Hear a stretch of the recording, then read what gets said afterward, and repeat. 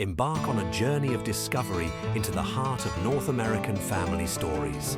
Welcome to the How We Got Here podcast, where family historian Brian Nash connects with guests to explore the often untold and always fascinating histories of their ancestors. Prepare to be moved, surprised, and deeply connected by these personal accounts. And remember, every family has a story to tell, and every story is worth exploring.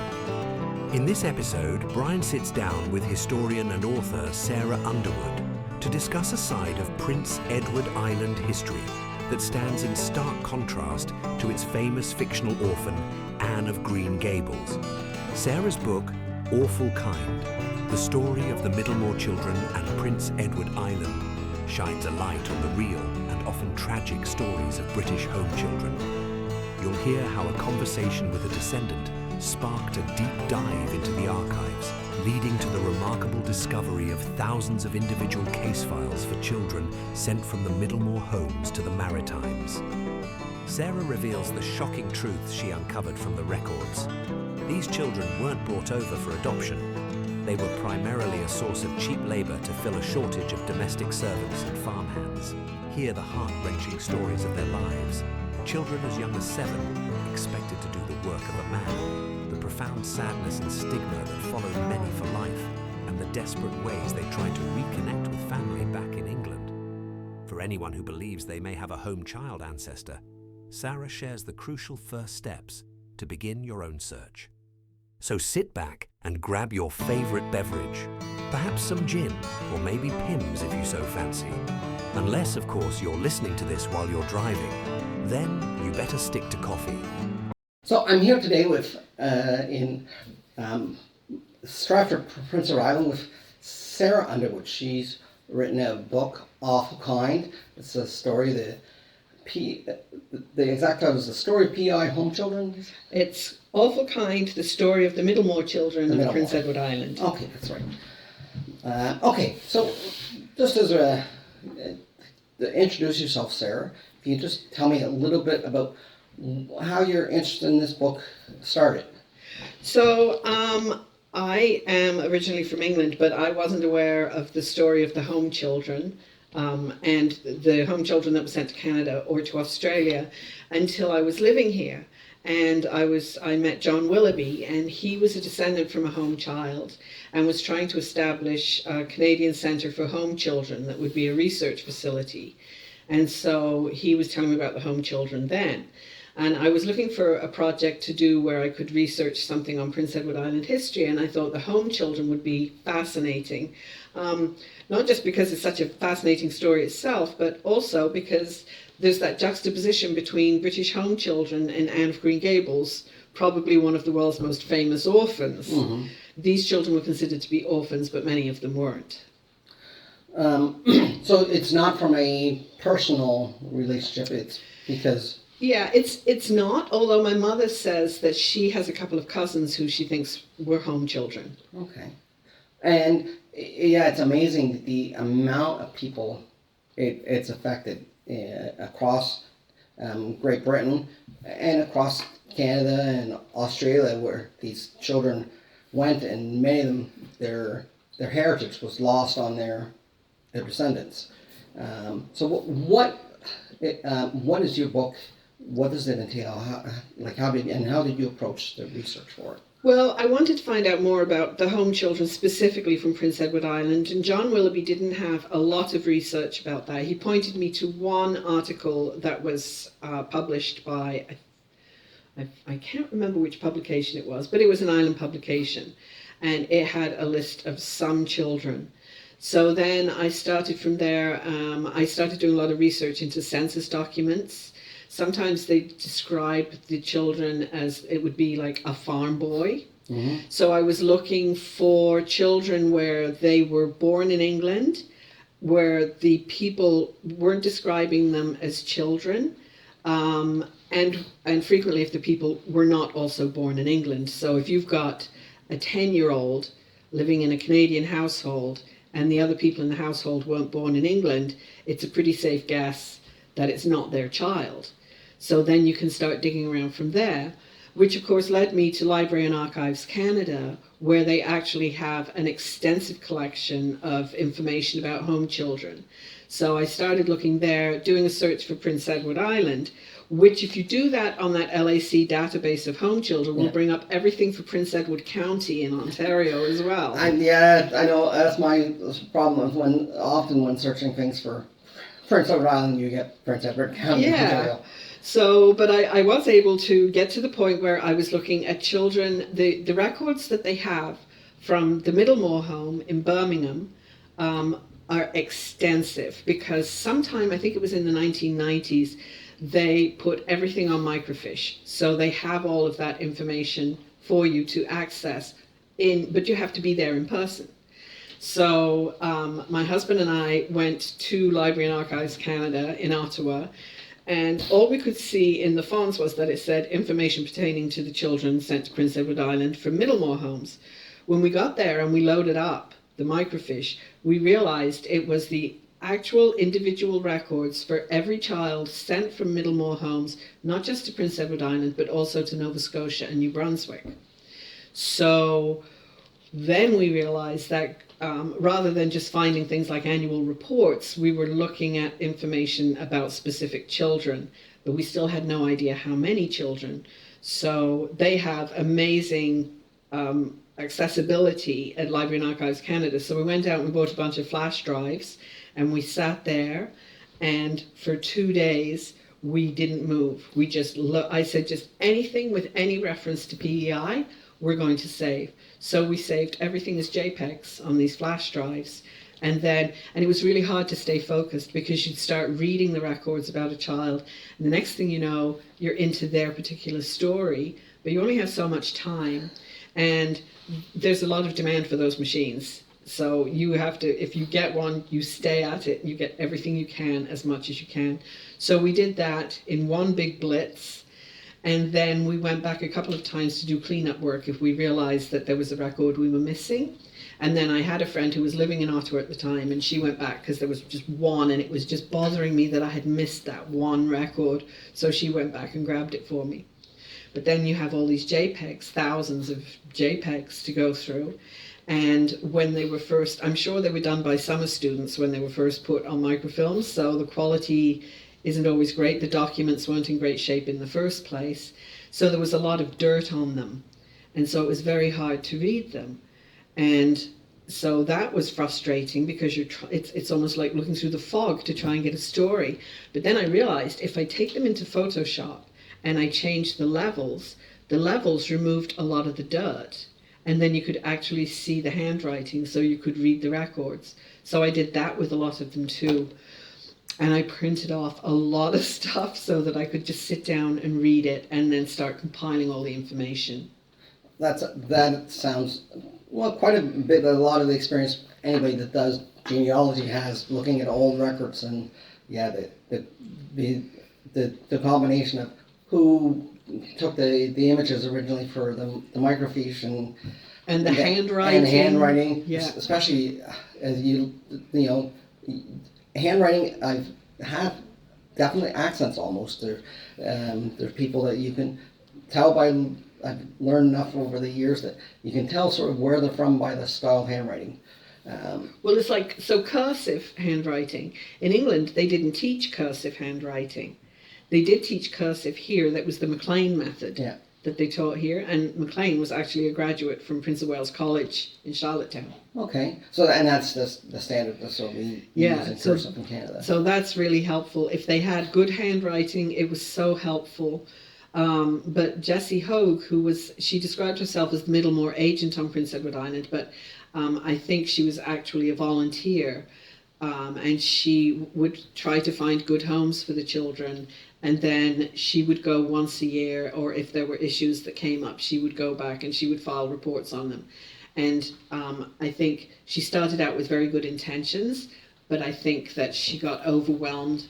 There were 200 children here between 1893 and 1930. So over the course of that time, while she was trying to look after these kids, transportation wasn't that easy. Some of the children wouldn't get checked in even more than once a year. So she was trying to look after a whole bunch of stuff, and she had bad handwriting. So when you were trying to decipher the records, it was, you finally develop an eye for it. But if I went back and looked at them now, it would take me a while again to get used to her handwriting. And this is all before the time of social work, like what we think modern social work, modern adoption methods and stuff. Yeah, I don't think there was any form of adoption back then. And Andrew MacPhail, in his book, he writes that back in that day, adoption wasn't a big thing necessarily. It was just another member of the family, because children that were born out of wedlock weren't that big a thing at that time. It was only afterwards that it became so shameful, as it were. So for these children, when they arrived here, they were coming from some pretty rough starts in Birmingham and the surrounding area. They were children who, one little girl, her parents tried to sell her for a jug of beer. There were other children who were truant, and so their parents had been put in prison because the children were not going to school. Some of the reasons that the children weren't going to school is because they were trying to work to help support the family. But when the laws changed in England, the child labour laws came in, which were good for the children because they didn't have to work anymore. It wasn't so good for the families who didn't have that source of income, or that child who would stay home and look after the younger children. So sometimes they were relinquished to the Middlemore Homes. Sometimes they were taken by the courts. So it sounds like often a very tragic beginning to these children's journey to become, I don't know, did they even become Canadian citizens, or they just, or like, especially the early ones of citizenship wasn't as big a deal when we were still all British citizens, British subjects. But what was their life like when they came to Canada, when they got from PL? What did you find out about that? So a lot of them were taken in by well-intentioned people. Sometimes people have the notion that these children were brought over to be adopted, but they weren't. They were primarily brought over to be domestic servants or farmhands because there was a labour shortage at the time.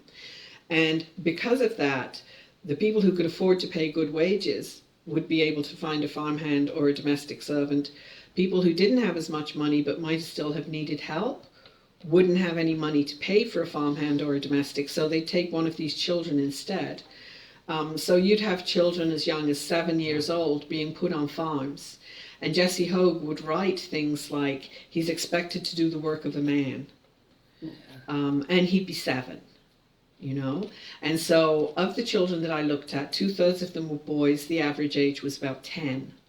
So in later years, there'd be children as young as 3 who were coming here. Obviously, they weren't expecting them to work. They were being adopted into families. And there's some lovely stories of the older kids and how they were taken in and taken care of. And some of the correspondence that I have goes all the way through into their 20s, where they're still writing back to Middlemore Homes. Sometimes they're writing back because they want to try and find their family again. So for some of them, things turned out really well. For others, things didn't turn out very well at all. People were cruel to them. There was a stigma attached to being a home child. And as far as I'm concerned, you know, because people will say, well, for the most part, they were treated really well. Well, that's great. But that's not great for those other children who weren't. Yeah. You know, and so they say that you can tell, like some people have home children, they're descendants of home children, and they don't even know it. One of the reasons for that is because of the stigma attached to it, that or just the profound sadness that these people feel. So they tended to be, they wouldn't discuss their past, they kind of brush it off. They might be actually quite distant or cold to their children because of the way they were brought up. It's just, it affects your personality in different ways. Definitely, you know, that's, you know, as much as genetics affects your personality, definitely the family, your family dynamics, even likes I've found, I've liked things and I've wondered where it's come from, And then I've read something about my great grandmother. This was a recipe she made. Oh, wow. So it would be something I would remember it from when I was young, having eaten. Yes. Well, my Scottish grandmother, she was famous for her shortbread apparently. And I mentioned in the community where she's from in Cape Breton, people always talk about how she always had great shortbread, and I have a really refined taste for good shortbread. But there's things like that, yeah, you pick up everything you've learned, the good habits and the bad.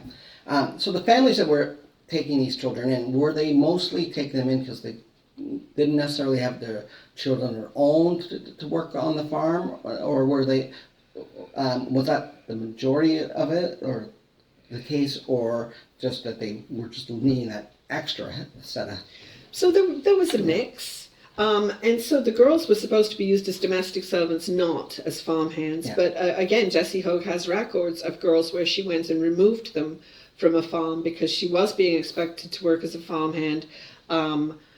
And some of the records that Jessie Hogue has are so sad of children who grew out of the clothes that they had arrived in, and the people who had supposedly taken them in wouldn't buy them new clothes. They never got paid for their work, or very rarely. When the boys are a little older, or the girls were a little older, like say 16, they might leave a home and go to another home where they would get paid. So for the most part, I would say there was a whole different combination. There were children who were taken in by families that already had children, which could cause problems. There was one little boy who became best friends with the little boy who lived there, but they got into a lot of mischief. When it was decided that they had to be separated, obviously the little boy who didn't belong there was sent away. So George and Victor Davies were sent to Belfast on Prince Edward Island. They were put in different farms. They would say that they try and keep the children close together, but they didn't. Some children ended up being just a few miles from their siblings and never even knowing it. Yeah. They would have completely lost track of even the people they came to PEI with. But George and Victor, they came together. I think Victor was he was about 7. The family that he was placed with went to church and left him home. And their oldest daughter was supposed to be keeping an eye on him, but she was sick in bed. So he was playing with matches and set fire to the barn by accident. So the community was up in arms about it. They'd say things like these children were devils and, they were bad to the bone, that kind of thing. And so he ended up having to be removed from the community, and he was sent to Cape Breton. So he didn't see his brother again until the outbreak of World War One. Okay. Well, and the ones that were put in where there were already children were, because I know some of the stuff you talk about, on farms, particularly in that period, if you were a child and your dad was a farmer or your family was farmers, you worked. You would do the work too. Yeah. And I know even Cape Breton, I have a granduncle who has a grade 3 education because he went to work in the mines. But it was kind of that expectation. Were they, for the most part, treated in that sort of way similar, or was there even more expectation put upon them? Because again, and the ones that weren't with a family that already had children, did they wind up, for the most part, the boys eventually taking over the farms and as if they were the oldest son, or? No, that would be rare. Yeah. George Davies did stay with the brother and sister that he had been placed with, and he talks in his memoirs. He talks about how they treated him very well, but it doesn't sound. They just didn't have a lot of money, so they treated him as well as they could. But it just seems to me that if you're taking children out of poverty, you don't move them to a new country and put them back in poverty and consider them better off than they were. Yeah. And with George and Victor, their story was interesting anyway, because their mother had taken George to a friend's house in Birmingham, and he was told to go out and play. And when he came back in, his mother was gone and she completely disappeared. And they never knew what happened to her. His father was trying to look after him and Victor and some of their siblings, and I think what happened is the boys just started running a little bit wild. So his father thought that sending them to Canada would be giving them a good opportunity, and the thought was they're going to good Christian families and they're going to breathe fresh air, and they're a supply of good white hearty English stock to stock the colonies. And so that was why they were sent here in the first place, but by their father, in the belief that they would have a better chance at life. And they made things of their lives, but I think you'd be hard put to say that things were easier because they were sent here. No, I mean, definitely doesn't sound like it. And it's hard to imagine, like, when we're thinking about today's society, this happening now, and I'm sure it does in probably not in England as much, but in other countries where it's seen as a way to escape poverty, putting your children up for adoption. But I'm hoping in the Western world, in Canada and the United States, there's more control over that type of situation now, that we don't have those same things. And what do you think it was? I mean, a lot of this was instituted. The British government didn't want to have to be responsible for them as well. It was taking them out of bad situations in England, and it was stocking the colonies. Yeah. That's the way it was seen, and they were paid per head for each child that went over. And it seems funny to be talking at the turn of the 20th century. We were still worried about stocking the colonies. But yeah. And then, so some of them never made it back to England. They never were able to get in touch with their families again. But some of the boys signed up in the First World War because they knew they'd be sent to England for training. And so I have correspondence from one in particular who wrote back to Middlemore Homes to ask if they knew where his mother was or what information they could give him, because he would like to see her before he was sent over to France. And so that was, for those boys, that was an opportunity to try and see their families again. Yeah. And there was one little boy, I can't remember which one it is now, but he was so unhappy. He ran away from the home that he was in, and so when a child ran away, the farmer would contact the Middlemore Homes agents. They were based in Fairview Station in Halifax, but here they would contact Jessie Hogue, and she'd go out looking for them. And some of them would persistently, especially the boys, they would just keep running away. Every time they put somewhere, they'd run away. So this boy, I think she finally got exasperated with him. But he ran away. He made his way to Halifax. He stowed away on a ship. He got caught halfway across, so he was allowed to work his fare back. He landed in Liverpool, got back to Birmingham, and was able to find his parents, or his mother anyway. Well, I mean, that hopefully was a positive. Oh yeah, story. It was, yeah. So, because something else that we have in the records are letters from parents in England, and they would be letters saying, I haven't heard from my son, he hasn't written to me. So Jessie Hogue would go and find the boy and tell him to write to his mother. Because they weren't turned over, all of them, because they were in bad homes. Yeah. They were turned over because of poverty. So you might have a woman who's got 4 or 5 children. Her husband dies, they've lost their source of income. She can only work so much herself. She just can't keep hold of them. And so she would turn them over. When they were relinquished to the Middlemore Homes, the parents knew that they were going to Canada. They knew that. When they were relinquished to some of the other organizations, the parents didn't necessarily know that their children were going to be shipped out. Okay. So they were signing papers, but they may not have been able to understand what they were signing. And then they'd go back. It might be, I need 6 weeks to get back on my feet. Once I get back on my feet, I'll be able to come and pick up my children. Go back to get your children and they're gone. They've been shipped overseas. Wow. And there's nothing you can do about it. You can try and, okay, so you're poor, you can't read, and what are you going to do? You're going to take this organization to court. So very rarely did that happen. And the reverse of that is very rarely did Canadians get taken to court for their treatment of these children. And So you did have some people who treated the children extremely badly, and Jessie Hogue would try and get them out of that situation once she knew about it.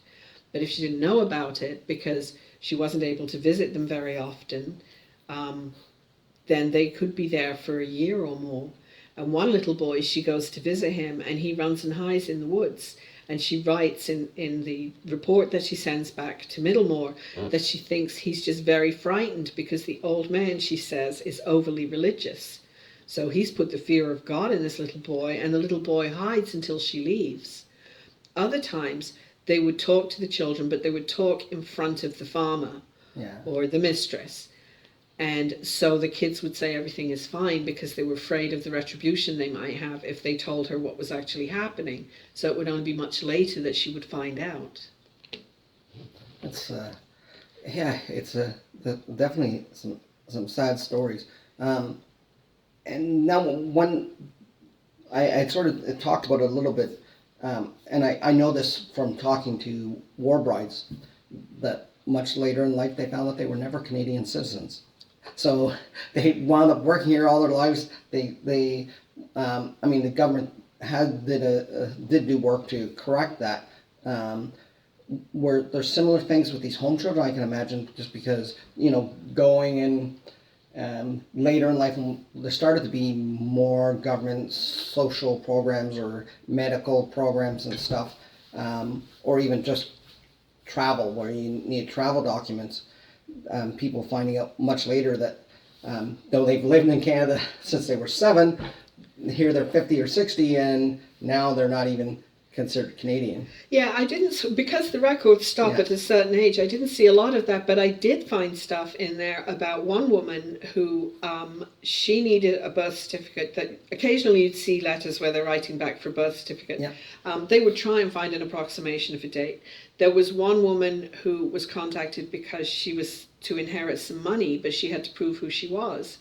And so she worked really hard with Middlemore Homes. She would have been about probably 26 at this time. And over the course of a few years, they worked really hard to help her get the supporting documentation that she needed to prove that she was who she said she was, so that she could get this inheritance, which I don't think I can imagine. You could imagine if you've spent your whole life from the time you're very young working as a domestic servant, and then you're told you've got an inheritance, that you can only imagine. At one point she writes and she says, "Can you tell me how much it is?" So you can only imagine how much you would fantasize that it might be, and I don't know how much it ended up being.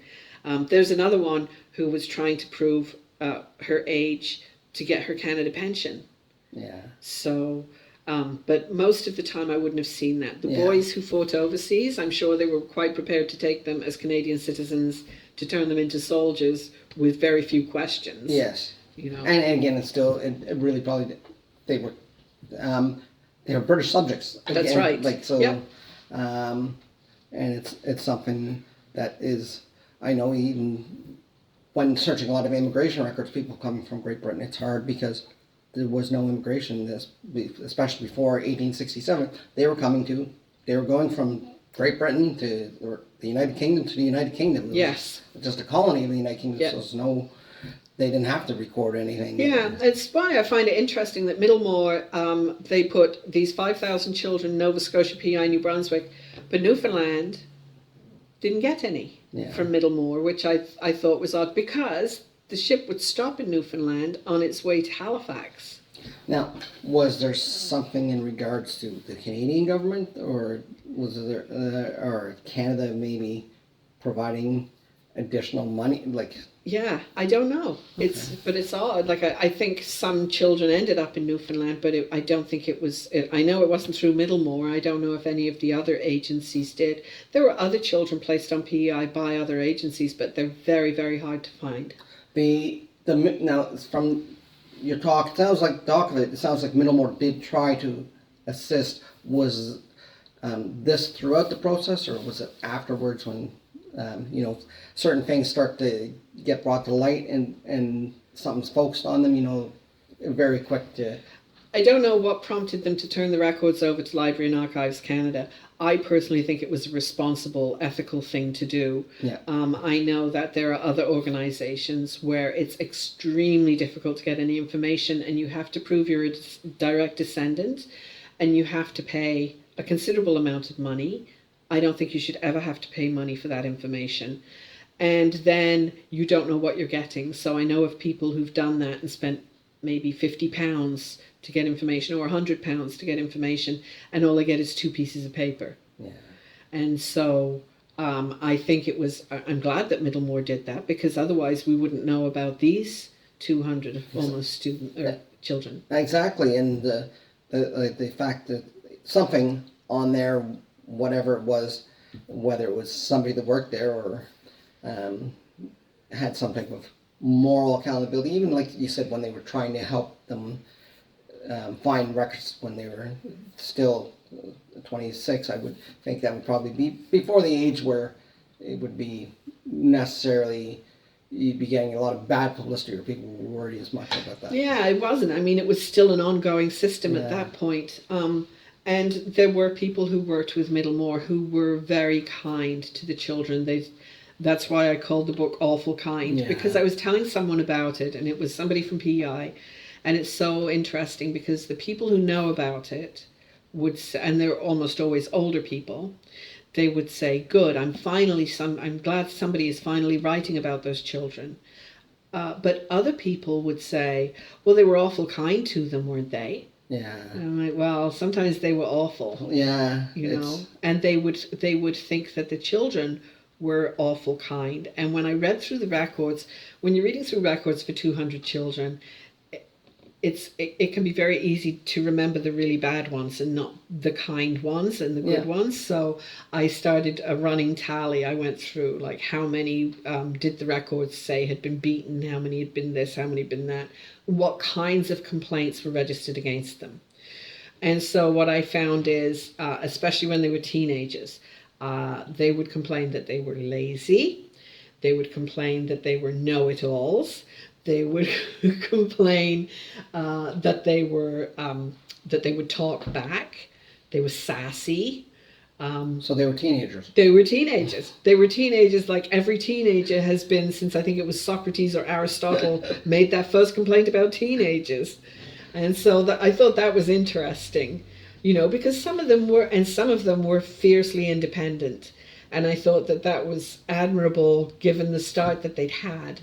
And that's probably the reason why they had to be fiercely independent. They felt nobody was looking out for them. Yeah, nobody was on their side. Yeah. Well, it's great. It's been really wonderful talking to you. I love hearing these stories. Now, if somebody has, they believe or they know that they have ancestry from Canada, and that their ancestors were part of the home children, what do you recommend? What's the best way? Obviously, like you said, not everything is at Archives Canada, and they do have a great site on home children, like a lot of information. That's where I would start. If you think that you're a descendant of a home child, I would say start by whatever information you have on them, put it in. So if you have their name when they came over here, it gets tricky to trace girls because their names would change when they got married. But put whatever information you have in the database and it will pull up some choices for you. Okay. And at least then you'll have something to start with. Most provinces have some kind of Facebook group that is Descendants of Home Children, and there is one in Ontario, and they can be very helpful because so many children went to Ontario and also out to the prairies because they were used on the farms there. Yeah. So Facebook groups are a really good place to start. And Library and Archives Canada as well. When you're, from your experience, now on the other side of the pond, the British families that know that their grandfather's brother or the great grandfather's sister or whatever came to Canada, do you know if there's resources? They don't even know where to start from England, where they can start looking? If it was Middlemore, then I think all of the Middlemore records are now in the library in Birmingham. Okay. So if they were, and there's researchers available who can go and look for you. Again, I would go on social media for Facebook pages for those groups. And also, I mean, if you think that, if you're in England and you think that you have a relative who was sent to Canada, that Library and Archives database will give you the same information. Definitely. And you don't have to be Canadian to use it. No. So, you don't even need an account. Yeah. So. Well, again, thank you very much. It's been really enjoyable talking to you. Thank you. That brings us to the end of another episode of the How We Got Here podcast. Thank you so much for joining us. Brian loves hearing from you, so please feel free to leave a comment below. If you have a burning genealogy question or a fantastic idea for a future episode, send an email to podcast@howwegothere.ca. And don't forget to check out our new genealogy community at https://familycircle.howwegothere.ca.